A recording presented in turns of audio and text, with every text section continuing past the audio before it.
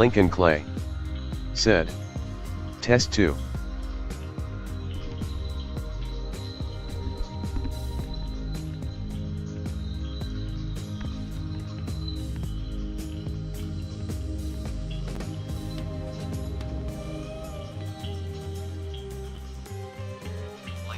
Lincoln Clay said, Test 3.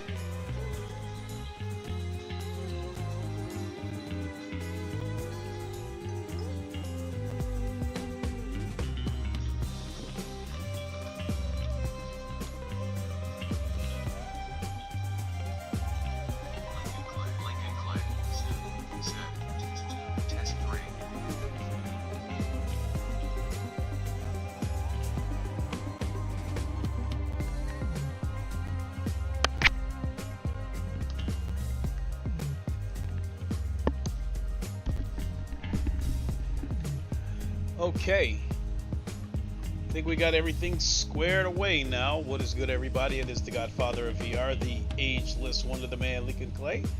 And we are back for another GT7 live stream. This week's daily race is Suzuka. It's a sprint race. I think it's probably only like a 5-lap race. I have no interest whatsoever in the other daily races, so we'll do a few of daily race B. And the reason for these comments, test comments, is the last time I streamed GT7, I had output coming from both the desktop audio and the capture card that I'm running my PS5 through, and it was creating an echo. And so I tried muting the capture card, and it muted the audio altogether. And so then I came back, and this time I muted the desktop audio, and so the audio from the capture card was coming through, and inside my headset the speech chat was working, but you guys weren't hearing it. So there was no way for you guys to know whether your comment was seen or not unless you hear me directly answer it. So I've got that all squared away. It looks like speech chat is working, and we've gotten rid of the echo because the car sounded absolutely weird because of the echo. So we got 5 minutes, and I guess that gives me 5 minutes to explain my PSVR, my PSVR 2 to PC experience. I was not able to get the PC adapter, but there was an alternative. I was able to use this 2070 GPU laying around, and the reason why I was able to use that is on the back of this 2070 is what they call a virtual link port. But to put it in simple terms, there's a USB-C port in this GPU. They don't do it anymore. This was on the 2000 cards. Nvidia stopped doing it after that. I think some of the AMD 6000 cards have it as well. This 2070, I think for flat screen games was okay at the time, but for VR,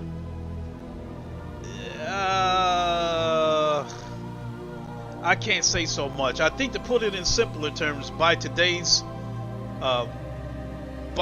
standards, this 2070 would be a pretty weak card, especially for VR. And it showed. I tried some games on PSVR, on the PSVR 2 headset, plugged into this GPU, and Half-Life Alyx looked okay, and so did Pavlov. The rest of them did not look that good, and all of them ran skittish. And I had said, that's it, I'm done. I'm not going to revisit this. But in all fairness, I think the best way to get an actual fair comparison against my Quest 3 and my Quest Pro is to give the PSVR 2 the same conditions. So The only way I can make a fair assessment is I would have to break down and get the PC adapter. Originally I said I wasn't going to do it because I really don't see the PSVR 2 replacing my Quest Pro as my daily driver. I don't even see it replacing my Quest 3 because I'm not all that, I'm not all that giddy about the OLED panels. When I'm sim racing, I'm not really worried about blacks being black. I'm worried about winning a race. So I don't know. I'll probably go ahead and break down and get the PC adapter when the next batch comes out. There is one other alternative, although it probably won't work, but I'll try it anyway. And that is to contact someone that I believe has an extra PC adapter. All right, we got 2 minutes. Let's get the headset on. Let's get ready.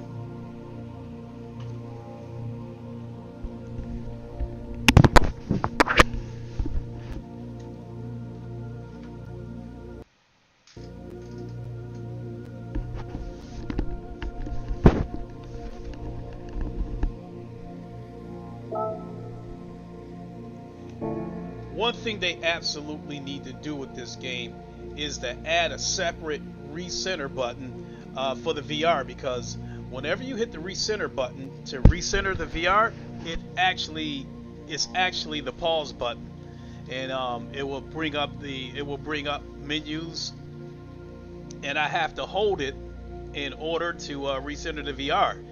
In the middle of a race, when you try to recenter the VR, it will it'll bring up the pause screen. Meanwhile, the race continues. I guess the AI will take over your car until you're able to unpause the game and come back to it. So I know Polyphony Digital isn't going to come back and fix that, because all signs points towards Sony basically giving up on PSVR 2. The headset itself isn't dead, but it appears that Sony's support for it just does not look promising.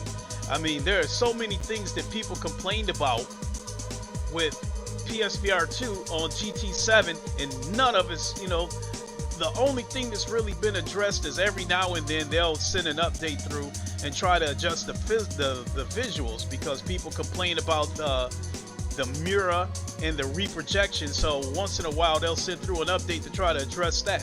But they can't send through an update to give us a goddamn, recentering button, a separate button.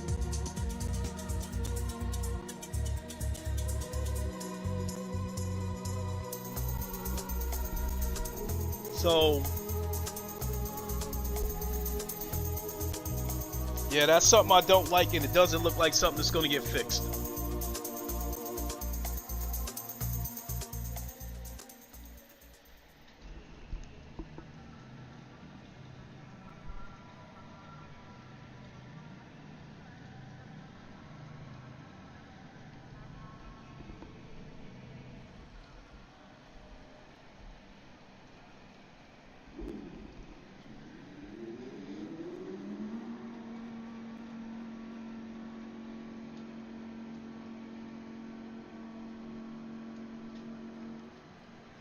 I'm very doubtful that we will get a good race, a good clean race, but I will give it a try.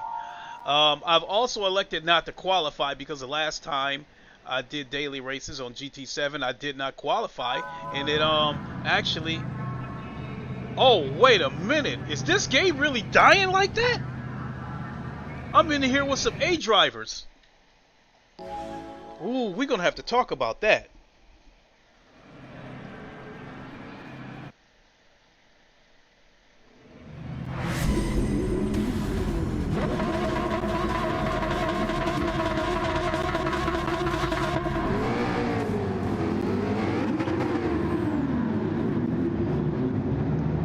Here with some A+ drivers. Even though I've been an A driver before on this game, it didn't last very long because I had a couple of wrecks and stuff and got knocked back down to the B class. I've even got knocked down as far as the C class and had to build my way back up. By then, my frustration had built up as well, and that's why I had walked away from this game.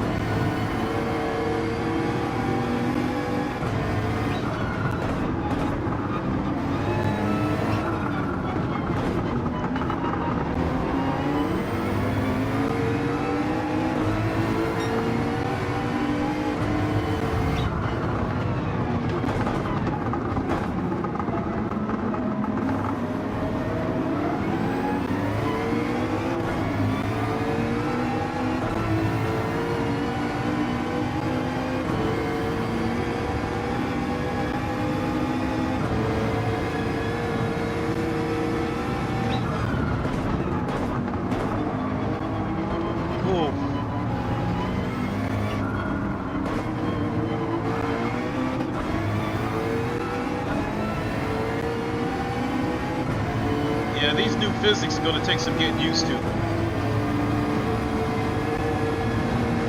I hit the brakes and turned the wheel, and the car felt like it was still going straight before it finally made its turn.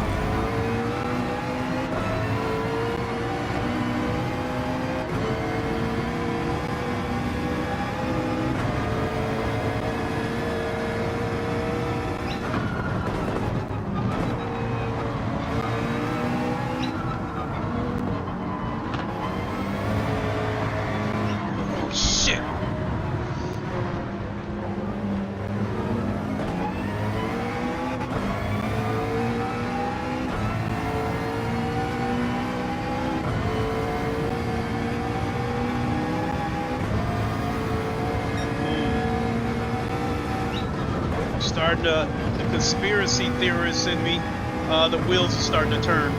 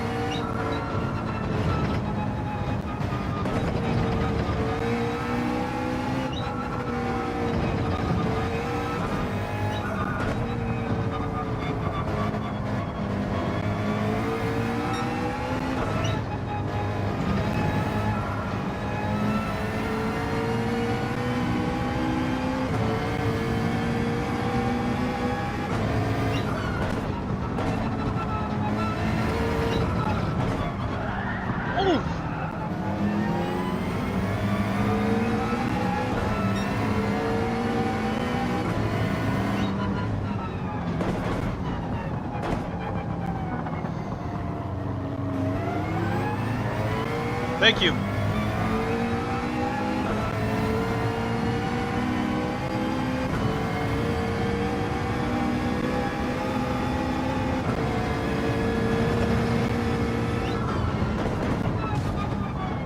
So he let me go by only to knock me off the track. Thanks a lot.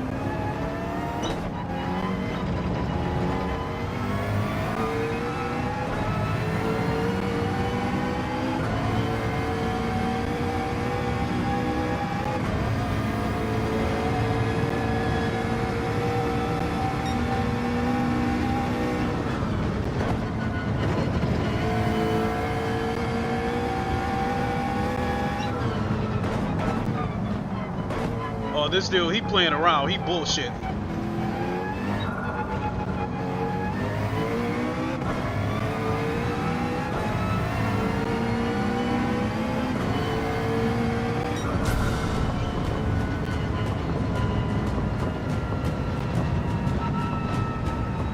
Look at that. 1, 2, 3 A-class drivers in here with me. You rarely see that.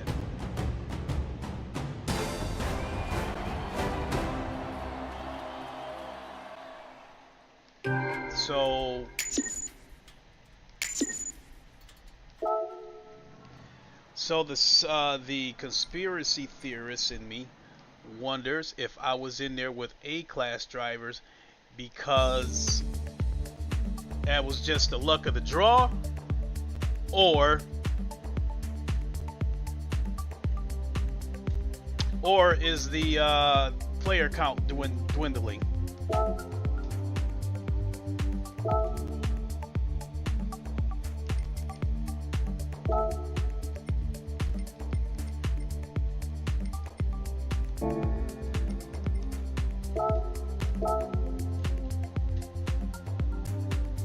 I might have to go ahead and set a qualifying lap.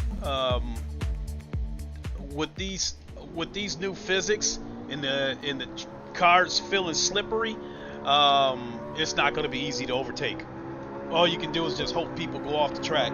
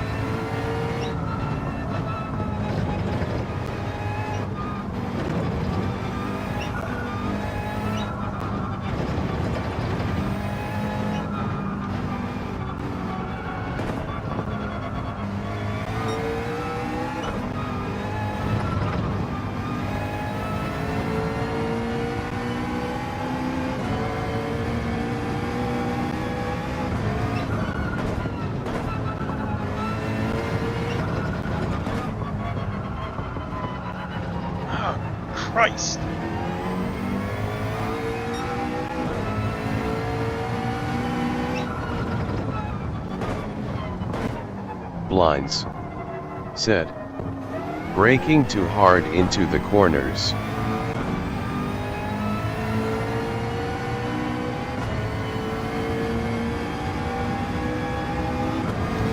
Well, that would be a natural reaction when the car feels slippery on the track.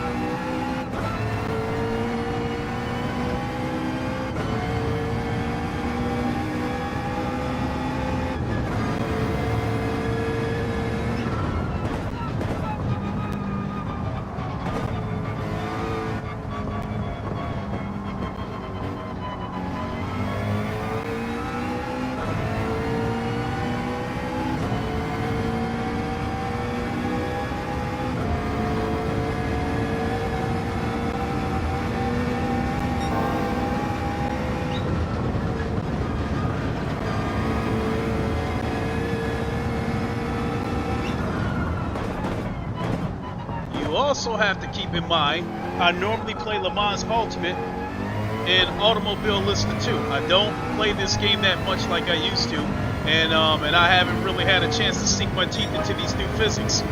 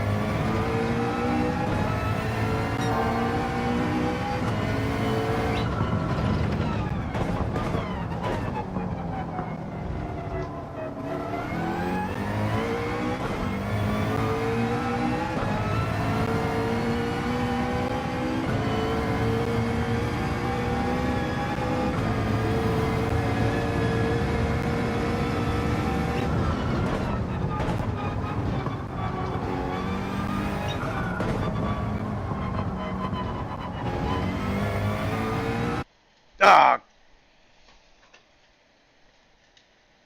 think I might have been able to break into the 203s if I would have had a chance to finish the lap. Hole in Dan's sock. Said. Lincoln. Red Heart. Dan Sock, how you been? It's been a while.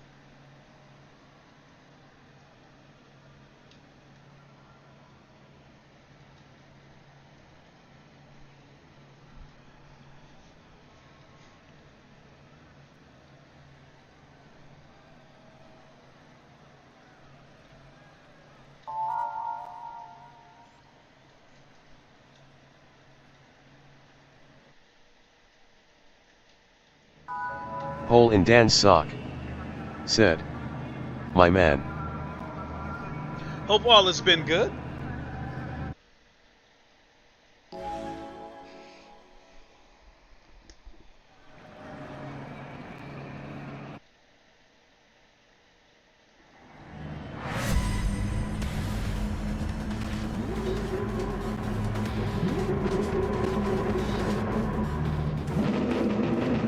Well, it doesn't even make a difference that I qualified. I'm still at the back of the pack.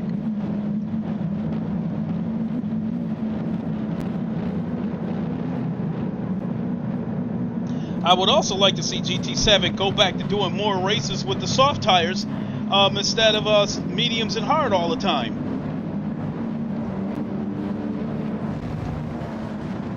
I mean, with the medium and the hard tires, it makes it easier for the dirty racers to knock you off the track.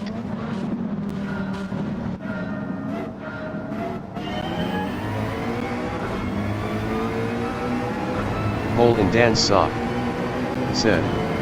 Oh happy day when Jesus came and washed my sins away. Oh happy day.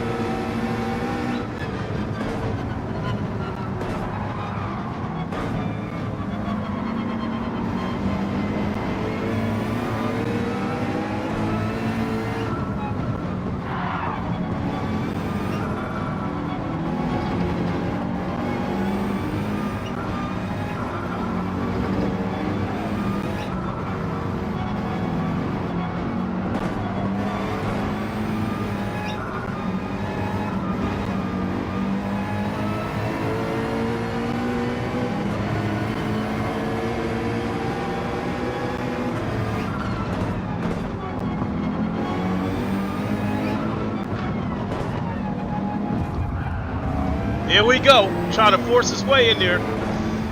Some things never change.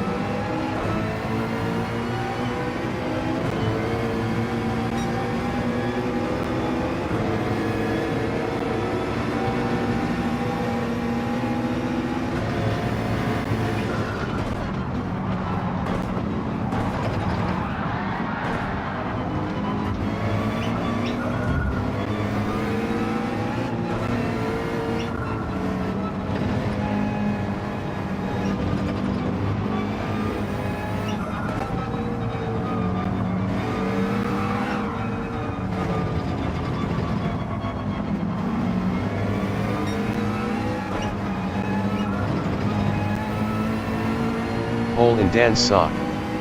Said. We racing live baby. Yes sir. Woo-woo.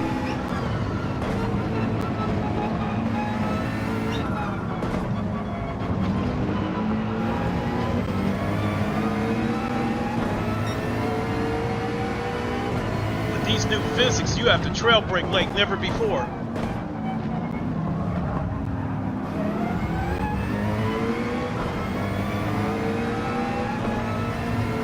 And we had an idiot trying to force his way underneath me. I mean, the dirty racing, it's no end to that in this game.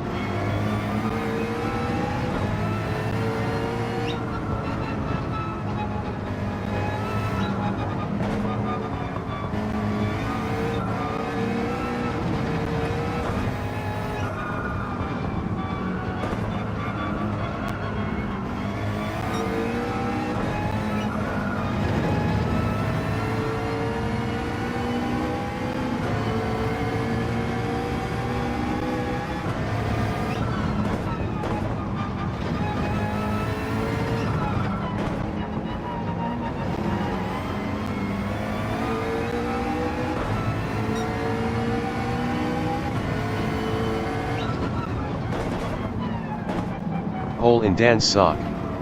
Said. Hello from Russia from my friend Galina. Hello to Russia.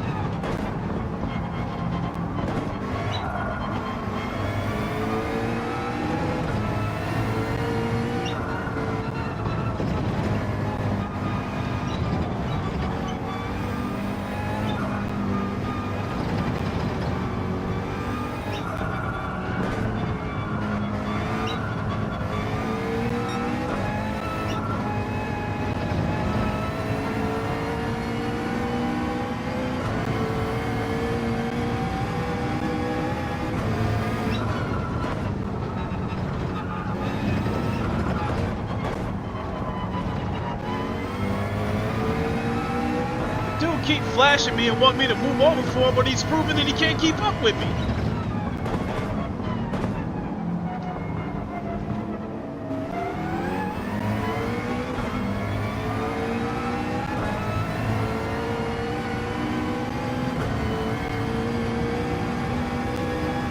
Son of Ivy and Vivan Honey Calibrical. Said. Drive faster. Doing my best.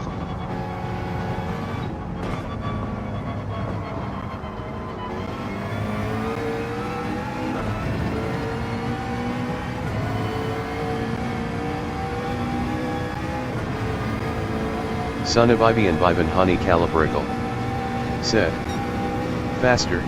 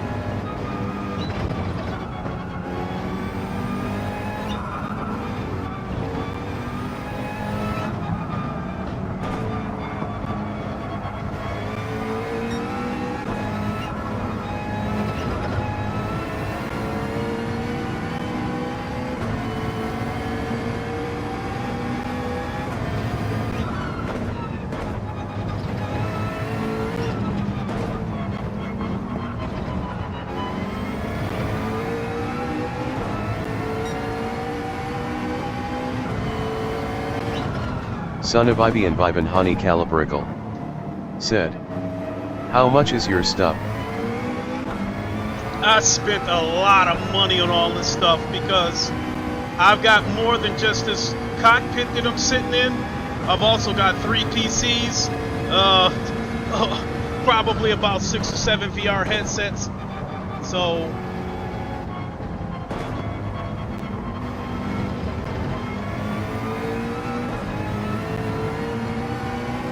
if you want me to throw a roundabout number, just my PCs alone, I probably got about maybe 9,000 in my PCs. This racing cockpit that I'm sitting in, I think I probably got about around 3,000 into that.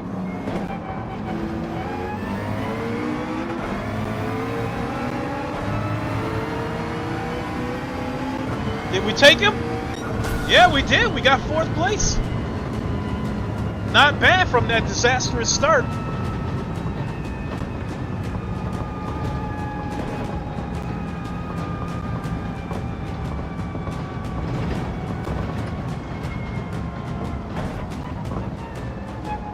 And finally, I'm starting to figure this track out a little bit.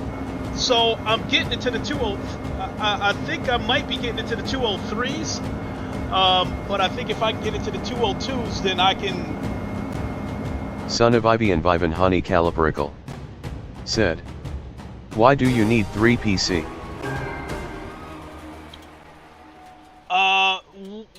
First and foremost, because of this. This is my Oculus Quest Pro. I also sim race on PC, and I want the best possible picture you can get. So my main PC has a 4090, and that alone I spent about $4,000 on it. Then I have my second PC, which has a 3080 Ti in it, and that PC is mostly for my son when he comes over on the weekends. And then my third PC has a 3070 in it, 3070 Ti, and that is my streaming PC. So so when on my main computer, whenever I'm gaming on my main computer and I'm streaming, that's a heavy load to put on that computer to stream and game. So I use the second PC to do the streaming. And also when I sim race on my main PC, my resolution is pretty high. My resolution is anywhere between 3,000 and 4,000p. I need that razor sharpness when I'm sim racing in VR, because I need to see the corners. When I get to a corner, I can't see a blur. If I see a blur, I'm not going to be able to properly judge the corner. So as far as my racing cockpit goes, I originally planned to buy the GT Omega, I think it was a GT Omega Titan, which was about maybe like $600, but I was urged by one of my friends to go for an aluminum rig, so I upgraded to the top. So I went ahead and got the top rig, the GT Omega Prime that I'm sitting in. And then as far as this wheelbase I got sitting here, this is the Fanatec Podium DD1. At the time that I bought it, it was about $1,200 just for the wheelbase alone. That doesn't even count the steering wheel. And I ended up going that route. Glory 0209 said, "Hi. Gory, what's up?" Son of Ivy and Vivan Honey Caliparical said, "Do you have Forza Horizon 5? No, but I do have Forza Motorsports. And the biggest reason why you don't see me streaming too much is 2 reasons. One is I don't really like the physics. When I'm going around corners, I feel resistance, and then suddenly Glory it drops off. 0209 said, "Hope you doing good." I'm doing good, sir. The other reason why I don't play Forza Motorsports that much is because it doesn't have VR support.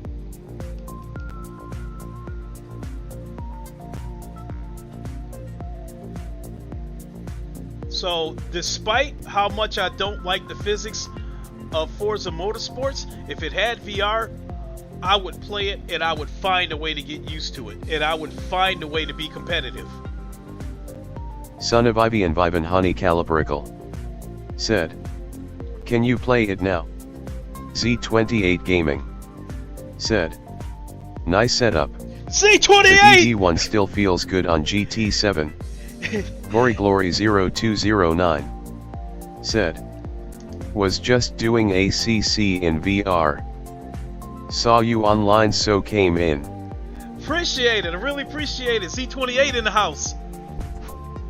This man is a Glory Z28 is a veteran. 0209 said, "Forza is crap. I tried and quit." Look, I got to give Forza where his credit is. Forza Motorsports has the best looking night races I've ever seen. The night races are absolutely gorgeous. With that ray tracing, I'm just not a fan of the physics. As I was saying, I'll go around a corner and then like once the wheel gets to a certain point, it feels like the force feedback just drops off and the car goes into a slide. It just slides right off the track.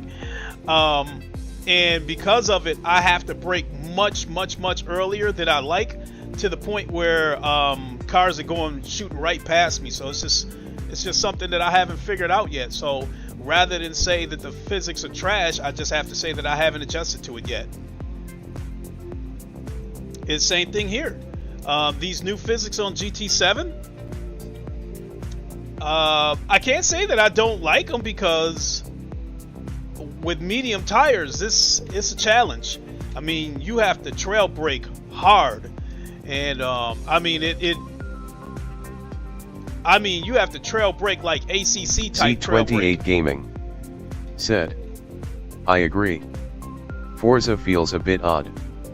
Gory Glory 0209 said, yeah, true, not sure what they did on wheels. Son of Ivy and Vivan Honey Calibrical said, can you give shout out to me, Vivian? Sure, Vivian, how you doing? Appreciate you tuning in to my very small and humble channel. Really appreciate it. I've been on YouTube since 2017. I just haven't had the success of the really big YouTubers. Sumran said, Forza physics is the worst. The force feedback itself of Forza actually feels pretty good. It's just that once you turn the wheel past a certain point, Son it's of Ivy and like Vivan all Honey force feedback is Calibrical lost. said, thanks. Yeah, absolutely welcome. So for context, my main games are my number one game right now is Le Mans Ultimate. I absolutely love that game. Z28 Gaming said, how are you liking VR with the new physics?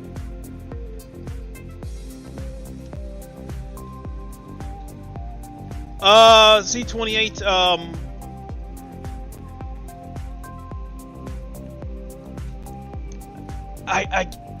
I would probably say without VR, there's no way I'd be able to keep the car on the track.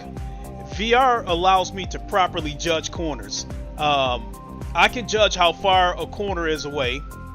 And then the other thing about racing flat screen, I don't know how you flat screeners do it. Something looks so far away, and then you're doing like 150 miles an hour, and then boom, out of nowhere, it's right Son of there in Ivy your and face. Vivan Honey Calibrical said, which game are you playing? Sumran said, GT7. So yeah, without the VR, I wouldn't be able to keep the car on the track. Sumran said, it's written right there. And with VR, I've said this before on a podcast that I was on. VR has made me a prisoner of my passion. I can't race without it. I will race like absolute dog crap without VR.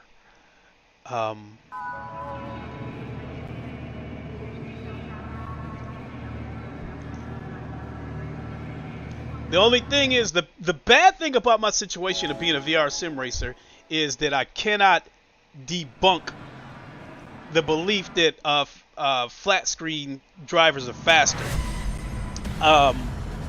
I believe VR racers can be just as fast as the flat screeners. It's just you're gonna have to put in the work.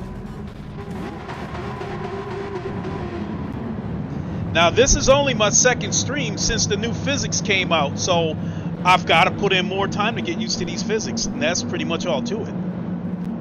Son of Ivy and Vivan Honey Calibrical said, which is your most expensive car? Sumran said, it feels bad when the TDS keeps interrupting you, grinning, squinting face with tears of joy. Z28 Gaming said, well said. VR in GT7 is honestly great. Sumran said, best of luck for the race. Thank you so much.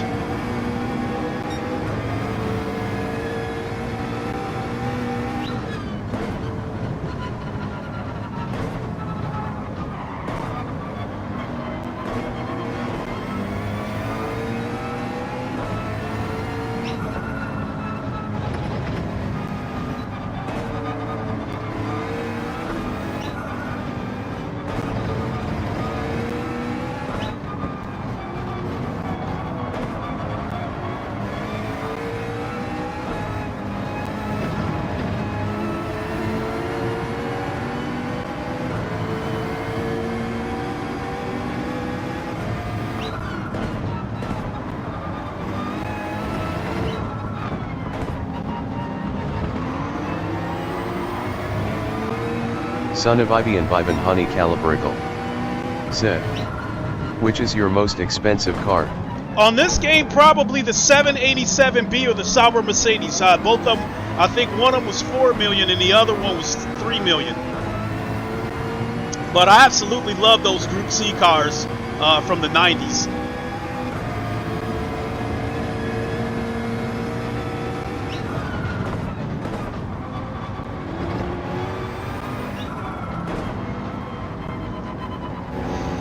With these new physics, it's simple. Trailbreak or die.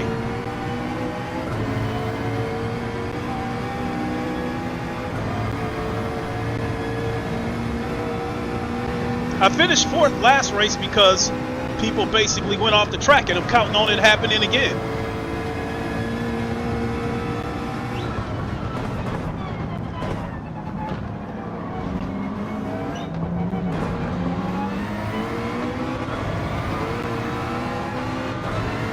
Sumran said, what is the squeaky sound? That's my pedals. Son of Ivy and Vivan Honey Calibrical said, what's your net worth in the game? I don't know. The squeaking you hear is from my pedals. They need to be oiled. These are V3 pedals. The low cell pedals.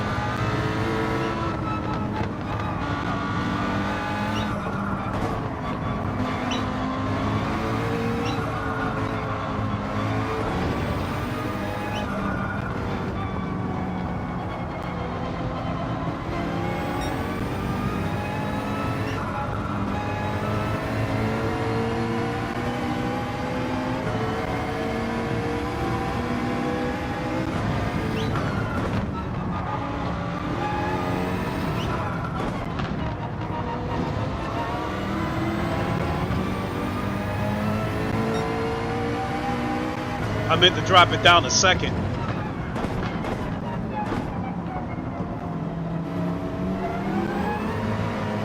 Oof.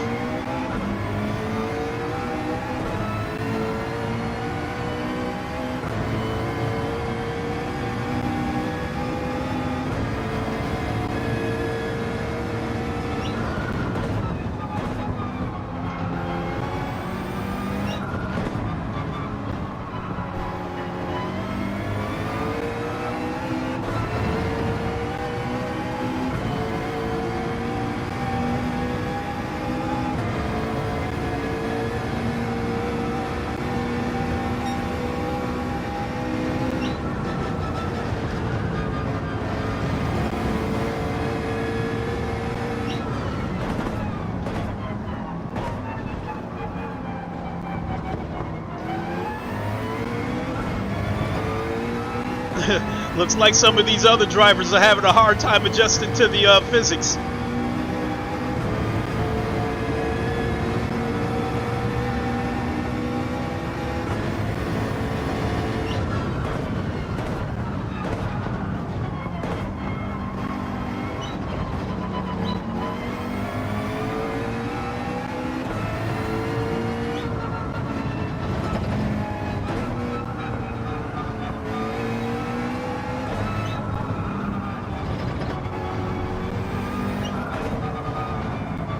Son of Ivy and Vivan Honey Calibrical said, how many years has it been since you started the game? I've been sim racing in VR since 2017. I mean, I go all the way back to Drive Club in VR on the original PSVR.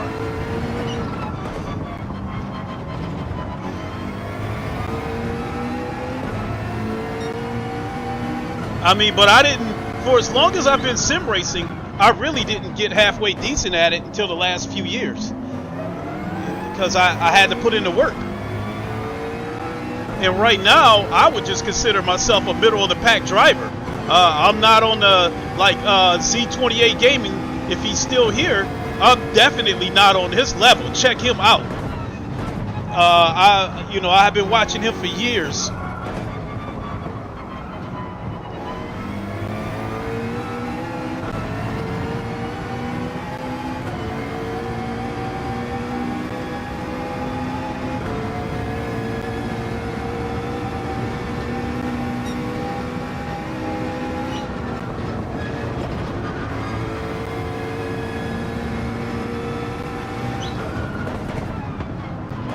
Oh!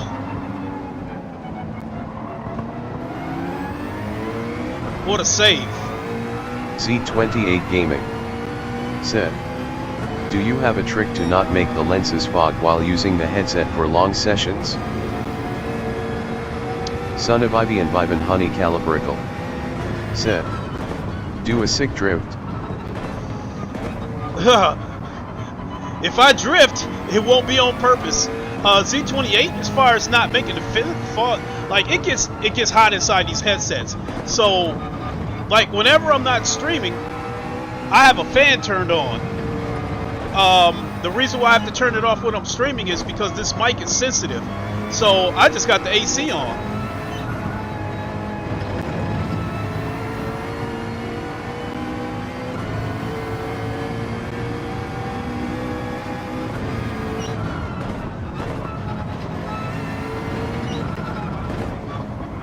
Sumran said, sorry, what track is this? This is Suzuka. Suzuka.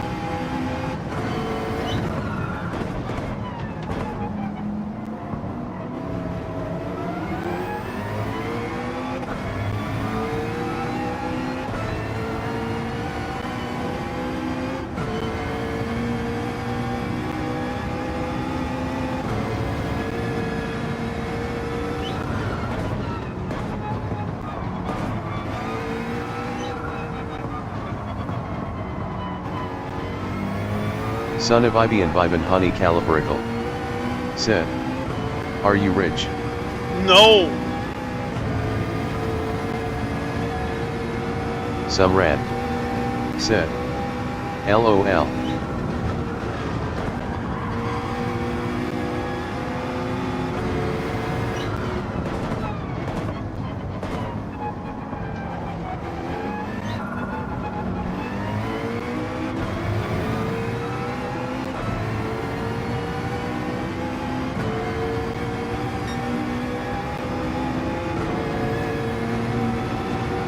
Z28 Gaming said, I need to try again.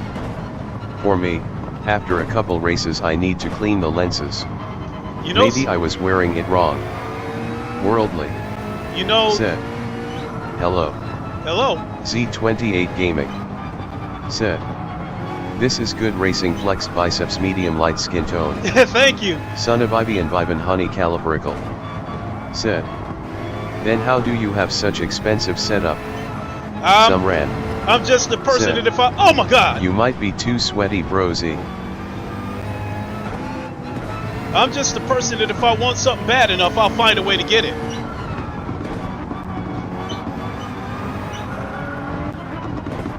Oh, come on, dude.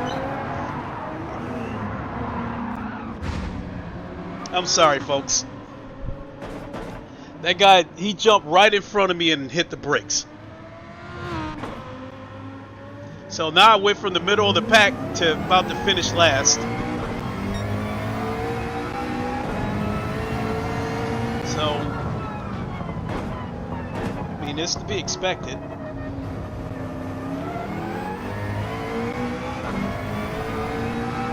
So, as I was about to say, Z28, before that car so rudely sent me off the track, said, why he brake check WTF?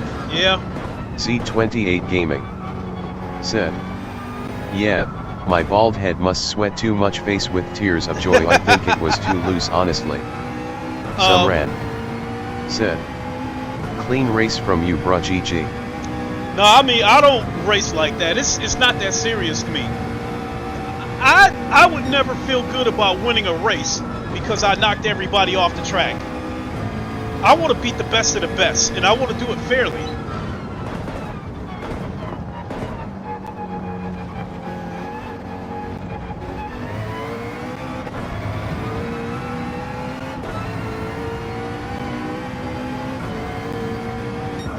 I got one more race in me. I gotta make up for that.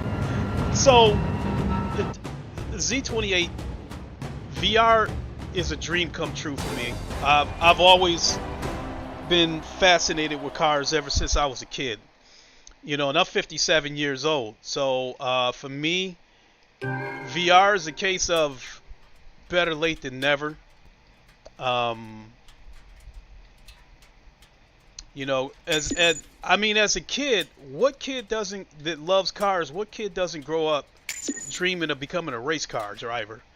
And you know, that would never happen to me. I would never even get to even sit inside a race car. So VR is a dream come true for me. Worldly said, have you heard or played Beam Drive? I've heard of it, but I've never played it. Z28 Gaming said, you look extremely fit for 57. Nice job. Unfortunately, I'm diabetic, so I'm not as big as I was. Like, if you look at my profile picture, at the time that picture was taken, I was about 215, 220 pounds, and I'm about 5'10". But now, you know, because I'm diabetic and I was forced to change my diet, you know, my weight's around 190, 195 now. So as far as like being 220, I'll never be that big again. I would have to, in order for me to get that big again, I would have to eat a lot of trash, and I feel like it would put my health at risk. So I can live with the weight that I've lost. The biggest part that bothers me is that my arms aren't as big as they used to be, because I think I don't know, I think back, you know, if you look at my thumbnails, I think my arms at the time were about like 18 and a quarter or something like that, which is fairly decent, but now I wouldn't even want to think about what they might be.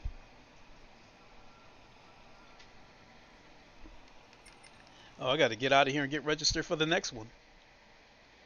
So I went into a daze talking about the old days, because back then I was a gym rat. I used to go to the gym about 5-6 times a week, and I'd spend about 2-3 hours in the gym.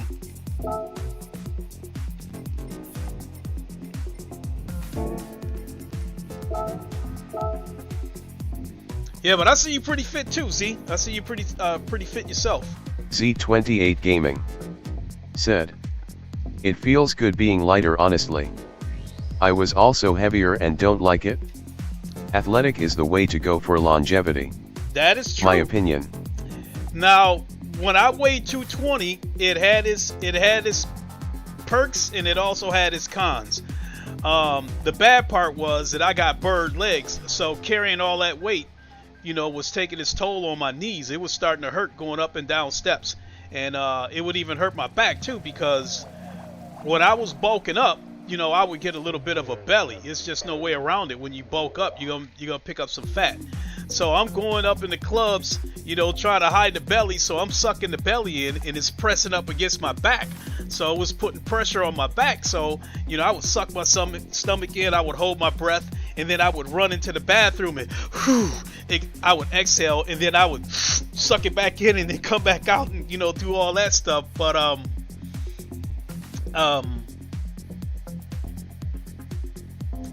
so that was the bad part. I mean, the good part when I was a big dude is I didn't have any problems. Nobody tested me. I mean, I'm a person that keeps to myself. I mind my own business, you know, and so I definitely... Z28 Gaming said, LMAO, I know what you mean, face with tears of joy.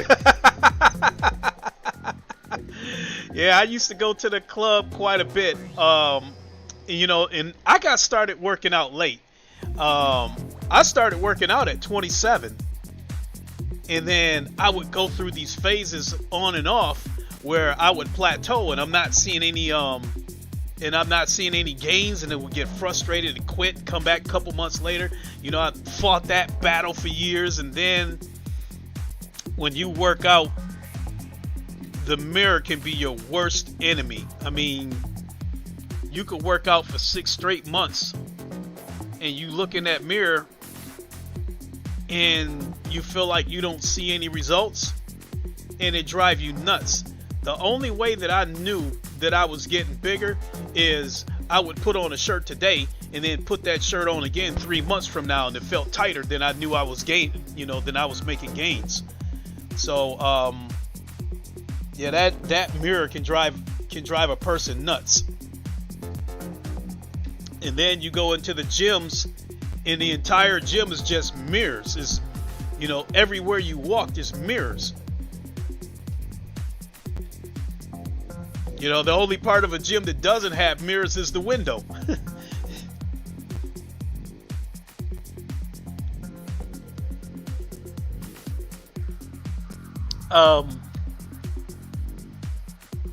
But I would do it all over again every time. Now, my son is a twig. My son's probably about 5'9", probably 120 pounds. And Z28 Gaming said, "This is what stinks. Being lean and having ABS is cool. But people can't tell that I work out unless I'm wearing a cut-off shirt in the gym. LOL." That's what happened to me, Z28. When I went from the heaviest I've ever been was 225. And I was trying to get rid of the belly. So I started leaning out, and I dropped all the way down to 200. And I felt so small. I felt like I was this small. And then it was just like you said. The only time people could see that I work out is when I was right out the gym after being swollen and I'm wearing a tank top. If I wore a regular shirt, people wouldn't know that I worked out unless I took my shirt off. So that bothered me a little bit. So I abandoned leaning out and started bulking back up. And so that brings me to the thumbnail that you see on my YouTube page. That's when I was in the phase of starting to bulk back up, when I decided I wanted to put the weight back on.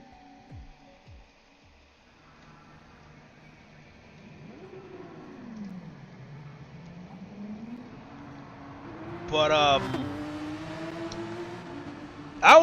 think I was fairly strong back then. I think my max, deadlift, my max was 405. Bench press, my max was 305. Incline press, my max was 275. Actually, that 305, that was the decline press. The flat bench, my max was 295. I was fairly strong, and I never took steroids. It was all hard work.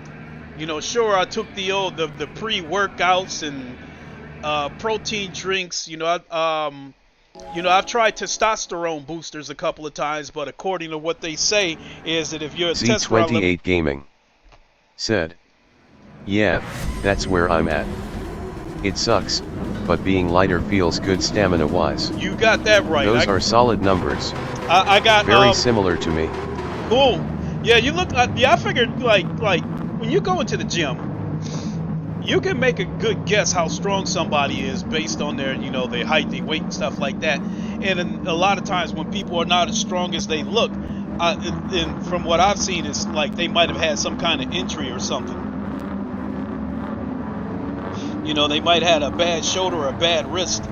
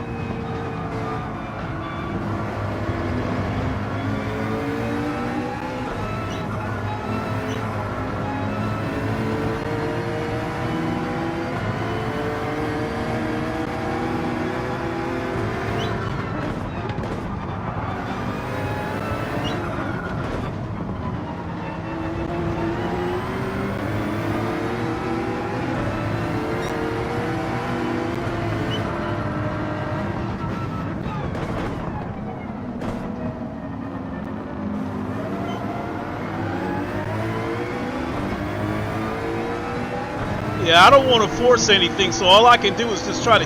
Z28 Gaming said, "You're making me want to use VR again." Ah, thank you. This looks fun at Suzuka. It is not easy to overtake here. Come on, come on, come on, come on, come on. With these new physics and the manner of this track, it's not easy to overtake.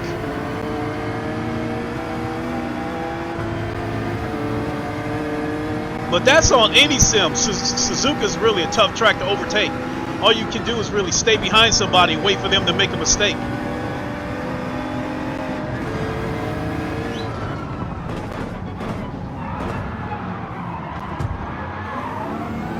Like right there.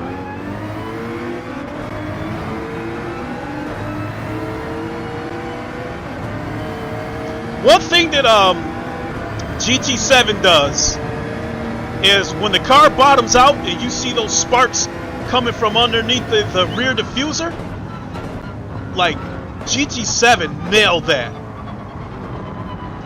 Especially at night, it looks like a fireworks show.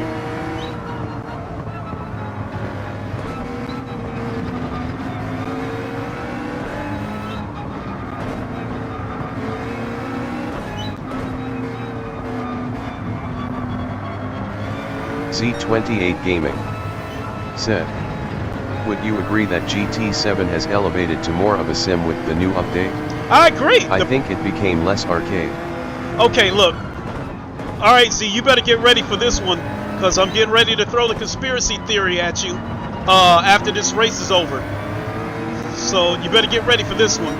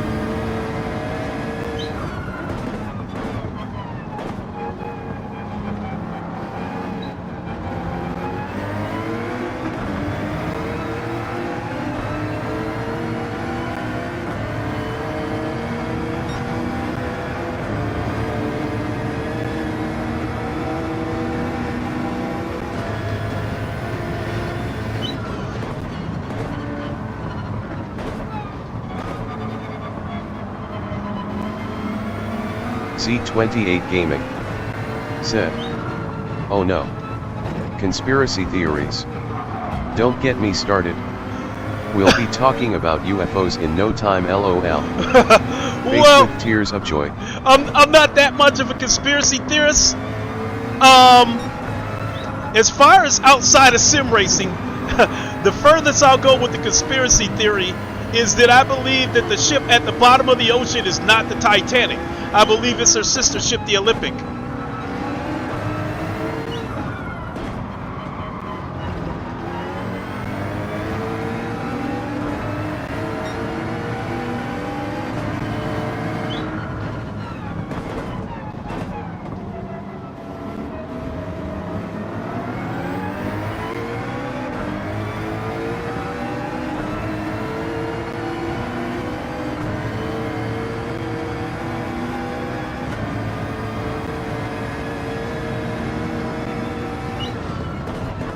Z28 Gaming said, "Whoa, never heard that one." Yeah, that theory's been around for years. I mean, even before the ship, even before the Titanic sailed on her maiden voyage, there was already rumors going around that the ships had been switched.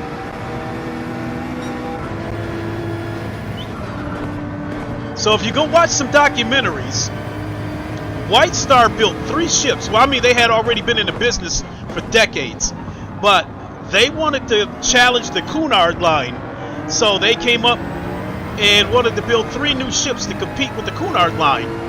And those 3 ships were to be the Olympic, the Titanic, and the Britannic. The 3rd ship, called the Britannic, was a hospital ship because it was called into action during the First World War. The ship was originally supposed to be called Gigantic, but because of the Titanic sinking, they changed the name to Britannic because they didn't want any backlash, because Titanic was thought to be unsinkable. So, going back to the Olympic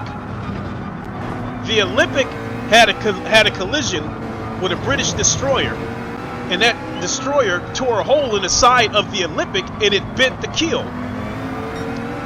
So the ship was pretty much deemed unfit to sail, and during the court hearings, the courts decided that the Olympic was at fault. So the insurance company wouldn't pay for the repairs of the Olympic. And that's where the switch theory came in, is that they switched the ships with the intentions of sinking the Olympic so they could collect the insurance money. And right before the Olympic sailed, White Star upped their insurance.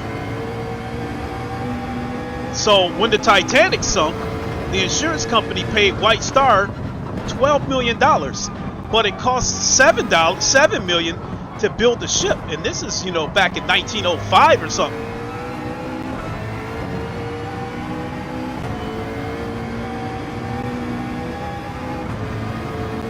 So I've watched some documentaries, and they came up with some very interesting stuff. Now, I agree that the ships were sunk, and I agree that they intended to sink the ship so they could collect the insurance money. I just don't agree with the way that this documentary believes that they hit an iceberg on purpose with the intentions of sinking it, because they were supposed to have a ship on standby to pick up passengers. I think what they intended to do was just go somewhere, stop in the middle of the ocean, oh shit, say something was wrong, and then get everybody aboard another ship. I think the iceberg was an unforeseen situation.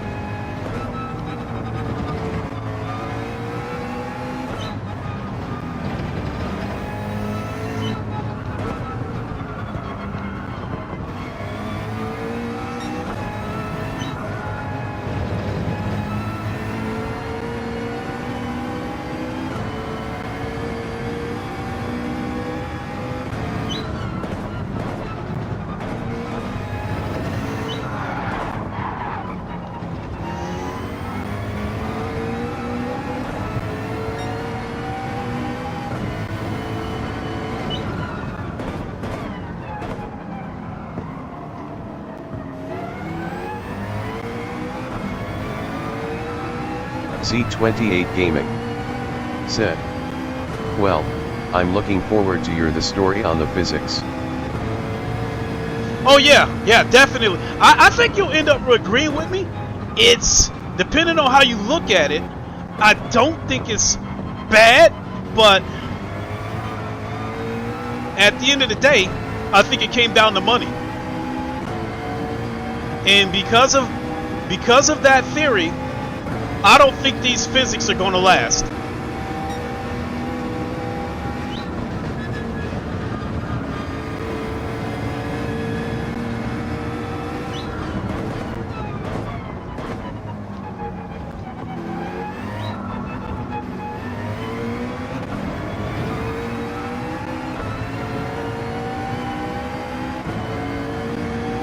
Hey, at 203, I'm getting faster and faster.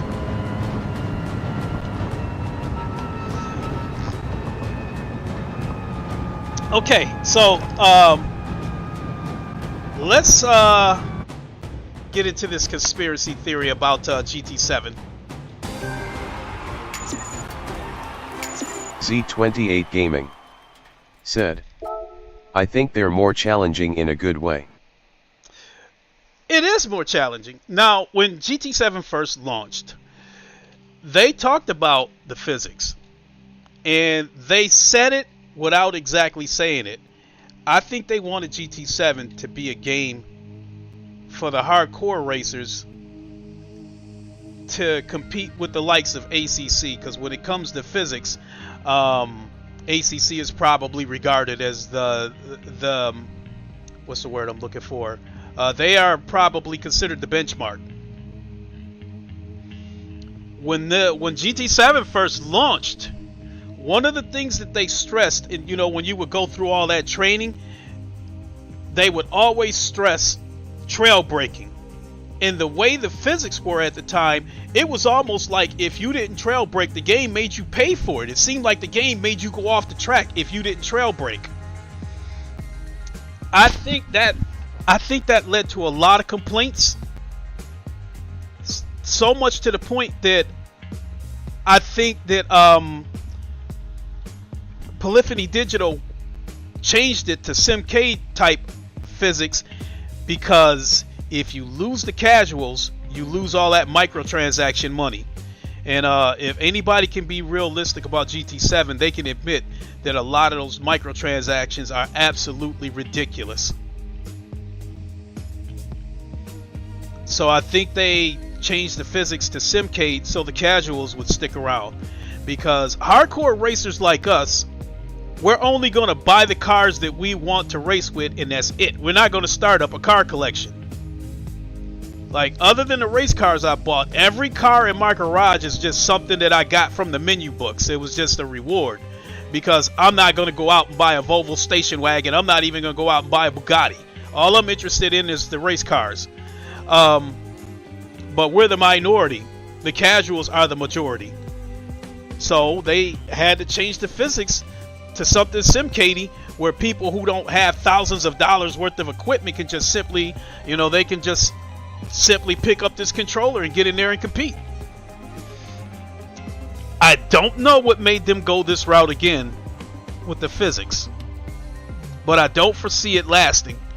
I think as soon as enough people start complaining, I think Polyphony Digital will take the hammer, break the glass, and push the red casual button again. So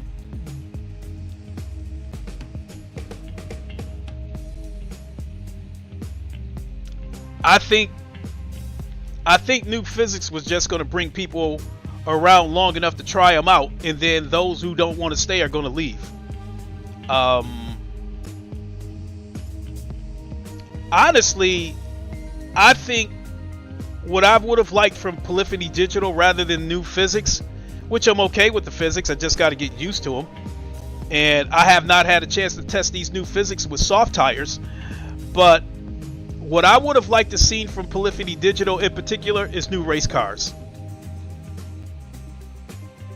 You know, games like iRacing, ACC, even Automobilista 2, they keep up with the new race cars. And I mean, we're still using cars from 2015 on this game, which is okay to keep these cars on there, but add some new ones too. You know, I think a lot of people would like to see the McLaren 720S on here, the Porsche 992. I definitely would like to see the new Corvette on, you know, the Corvette CR8 GT3. Z28 Gaming said, I think they went this route because ACC was getting a lot of attention and this makes GT7 a bit more serious. Perhaps keeping up with the competition since Forza didn't do well. I can agree with that. I mean, I think that's what they intended to do when the game first launched. I think the game, they made the physics were more sim when the game first came out, and I think it was to try to compete with ACC. And when enough people complained about it, I'm guessing they probably saw the data and probably seen the player count dropping off, and probably made the physics SimCade so they could, you know, keep the casuals around, because ACC type physics with a controller is a nightmare. It's got to be. For people like you and me, yeah, we could probably handle it, but for casuals who are new to GT7, you give them ACC type physics with a regular, you know, with a regular controller, that's going to be a nightmare for them. I mean, the first time I tried ACC, I nearly quit. because it was so hard to keep the cars on the tracks. But you know, I made the decision that I'm not a quitter, and I stuck with it. Let's see what we got for a ticket. Now, another thing that I think that Polyphony Digital did, which is a conspiracy theory in me, I think it feels a little bit shady. Now, I'll get to that after this. And they continue to give you parts for cars you don't have. Oh my goodness.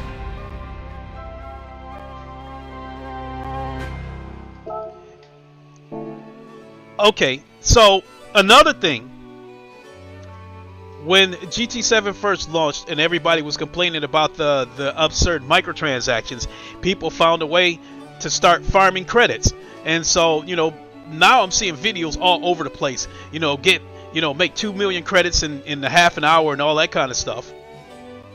Next thing you know, GT7 servers were down, I think, for like a day and a half. And Polyphony Digital wasn't saying anything when people were asking what was going on. And then it got to the point where people, and this is my opinion, people had got to the point where they were getting pissed off and they were threatening to go to ACC. I was seeing big name YouTubers, like even the Key 25 was like threatening to go to ACC. And so now Polyphony Digital finally starts talking. They said that there was an irregularity with the payouts and they were trying to correct it. In my opinion, what they were trying to do is they ran an update through the game to try to stop the farming, and they broke the game. And it took them about a day and a half to get it back up and running. And when people were threatening to leave GT7 and go to ACC, now Polyphony Digital comes out with this excuse that they were trying to correct these irregular payouts.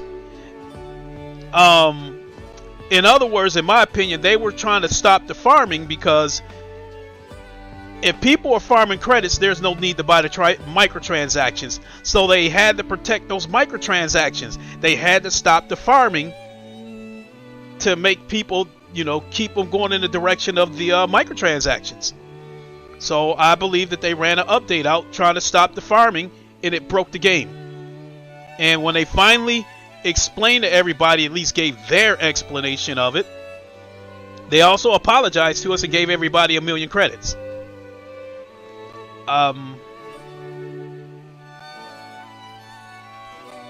So I think where we're at now, I don't know how much the farming is still going on, but I do see a lot of videos like from Tijni and stuff saying that, you know, get 2 million credits by doing this challenge, yada yada yada. So I think Polyphony Digital has just said, okay, whoever farms credits, because a lot of the casuals aren't going to put in the work to farm credits. It's just easier for them to pull out their wallet and buy the cars through microtransactions. So short story long, that brings us back to where we are right now with the new physics. If the user base drops off, they'll switch it back to the casual, to the SimK type stuff. I mean, like I'm a B class driver, and I found it odd that there was 3 A class drivers in the first race I was in. So that made me wonder if people are not liking these new physics and they're dropping off. I mean, the reaction that I've seen has been mixed. Some people like it, some people don't. And the ones that don't like it, I don't know if they're sticking with it or if they moved on somewhere else.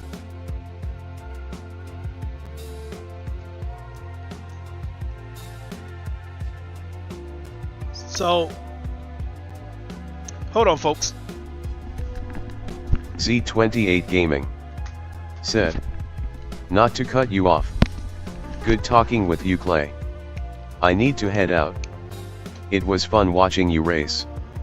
Flexed biceps, medium light skin tone. I'll see you again." Yeah, like Z28 Gaming. Like that. One of those type said, of likes. left a like smiling face with sunglasses. I appreciate it, Z28. I really appreciate you coming in. A big YouTuber like you popping in here means a lot. I really appreciate it.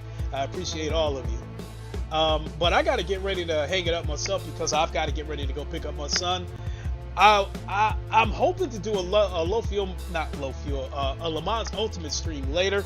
Can't make any promises because since my son got his Xbox Series X, he's taken over the TV. So, and you know, and I'm sitting, even though I race in VR, I'm still sitting here in front of a 65-inch TV that I use for my flat gaming. So, so that's gonna do it for me, folks. I'm gonna book you on out of here. I really appreciate it. And remember, I'm doing GT7 streams every Saturday. I try to do it around 9 o'clock, give or take. Anything I do during the week as far as GT7 is a bonus. So we'll hope to see you all on the next one. Until then, you all know the line. Wakanda forever. Long live the king, and deuces. We'll see you, everybody. Have a good